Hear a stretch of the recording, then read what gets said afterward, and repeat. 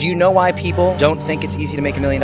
Because they go to school, and school is the worst thing you can send your children to. I said that. The whole school is cool, keep kids in school, that is propaganda, and here's why. Do you know who founded and funded the General Board of Education? John D. Rockefeller. Do you know what he said? He said, I am not in the business of making a nation of thinkers, I'm in the business of making a nation of workers. Everything you learn in school, every single solitary thing about how to think, you learn because school has taught you to think that way. They taught you to think like an employee. They taught you to think like a poor person, because if everyone was rich, the economy would fall apart. Therefore, we can't have too many rich people, so what do? We put kids into indoctrination camps to show them how to be an employee. And then they go out in the world and they think like an employee, so they stay an employee. They don't become entrepreneurs. They don't become rich. Why do you think they ask you, raise your hand to go to the bathroom? What kind of sick shit is that? I gotta piss. I gotta raise my hand to go to the bathroom? Like, really think about that. Yeah. We don't teach money at school. I said, why not?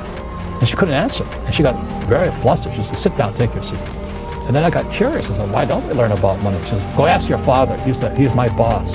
My father was the head of education. I go home and ask him, I said, why don't we learn about money in school? And he looked at me and says, because the government doesn't let us teach that subject. The government tells us what we can teach and what we can't teach. And I thought that was strange. And I said, but aren't we going to school to learn about money? He says, no, your job is to get a job. I said, but you get a job to earn money.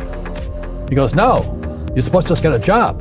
Isn't the purpose of a job to earn money? He goes, you're correct. Here's a modern day phone. Recognize it? Here's a phone from 150 years ago. Big difference, right?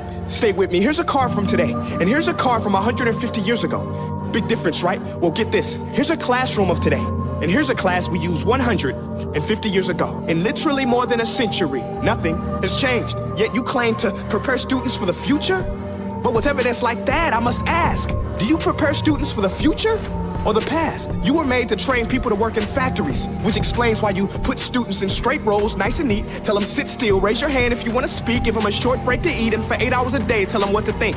Oh, and make them compete to get an A.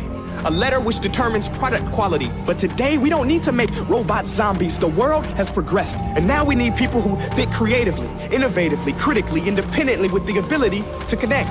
Because while students may be 20% of our population, they are 100% of our future. My dad said schools are basically prisons. They keep kids locked up physically and mentally, prepare them for jobs that are also basically prisons until they retire and go to a nursing home. Their final prison. School is not a prison. Can I leave whenever I want to? It's a little like a prison. We all know people who, when they graduated high school, ran down the steps on graduation day and threw their notes in the air and said, no more school, and celebrated that.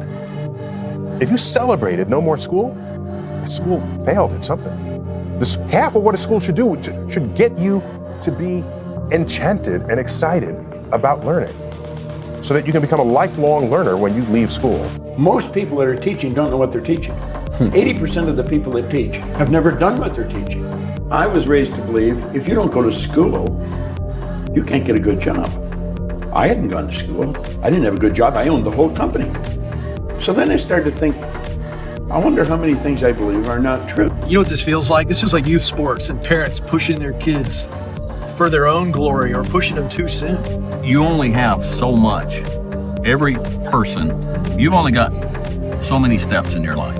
Let's say 1 million steps. Now, if you burn up all that 1 million steps in the first 15 years of your life, what are you going to do when you're 70?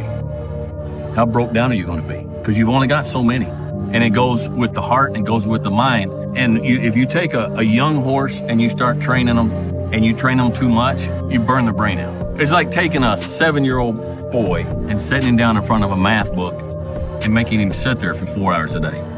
Well, you're going to wind up with a boy that hates math. Now, he might have been naturally good at math. He might have had a talent for math. He would have loved math and become a great mathematician. But you pushed too much math on him when he was 7, and he said, I hate this. You burn them up inside. They'll lose their joy of life. They let them grow.